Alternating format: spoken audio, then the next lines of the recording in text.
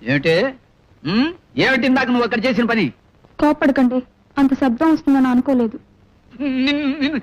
నిన్ను ఇక జన్మలో బయటికి తీసుకెడితే నా చెవిలో ఏలే చంపేవే. అంత మాట అనకండి. ఈల వేయటం నాకు మాత్రం ఇష్టమన్నా? ఏం చేయని చెప్పండి.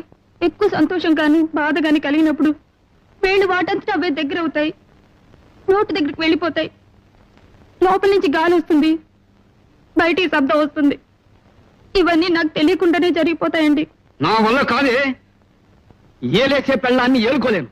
ఇవాళ రేపో వకీల్ గారిని కలిసి నీకు విడాకులు ఇచ్చేస్తాను. అంటే ఏంటండి? కోర్టు వారు నీకు నాకు ఇక ఏ సంబంధం లేదని కాగితం ఇస్తారు. అది